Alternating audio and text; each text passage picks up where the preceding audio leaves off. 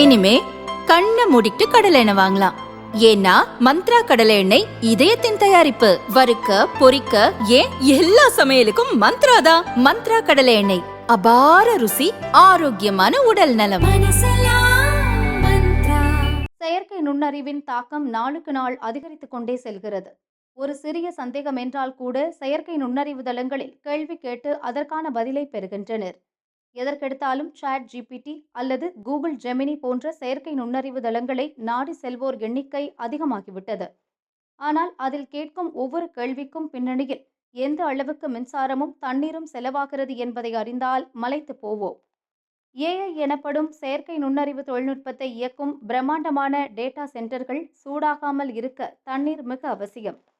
Microsoft, Google மற்றும் meta போன்ற நிறுவனங்கள் கடந்த ஆண்டில் மட்டும் சுமார் 23,091 கோடி லிட்டர் தண்ணீரை தங்களது டேட்டா சென்டர்களை குளிர்விக்க பயன்படுத்தியுள்ளன. உதாரணத்திற்கு, நீங்கள் ஏஐ மூலம் ஒரு சிறிய இமெயில் எழுத சொன்னால் அந்த ஒரு செயலுக்கு மட்டும் சுமார் 500 மில்லி லிட்டர் முதல் 1 லிட்டர் வரை தண்ணீர் தேவை.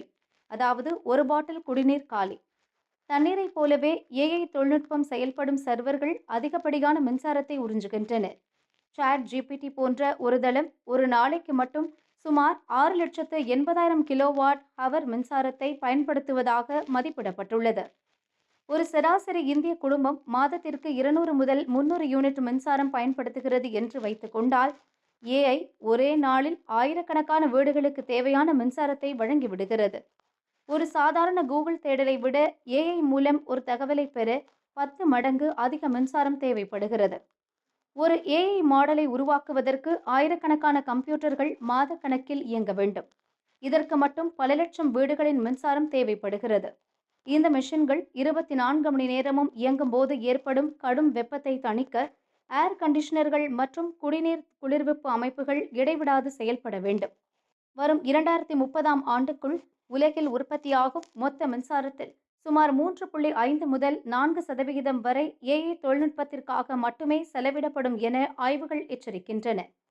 அதிக மின்சார தேவைக்காக நிலக்கரி மற்றும் எரிவாயு பயன்படுத்தப்படுவதால் கார்பன் வெளியேற்றம் அதிகரித்து புவி வெப்பமடைதல் தீவிரமடைகிறது.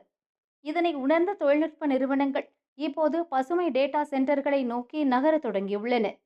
சூரிய ஆற்றல் மற்றும் காற்றாலை மின்சாரத்தை பயன்படுத்துவது, தண்ணீரை மறுசுழற்சி செய்வது போன்ற முயற்சிகளில் ஈடுபட்டு வருகின்றன.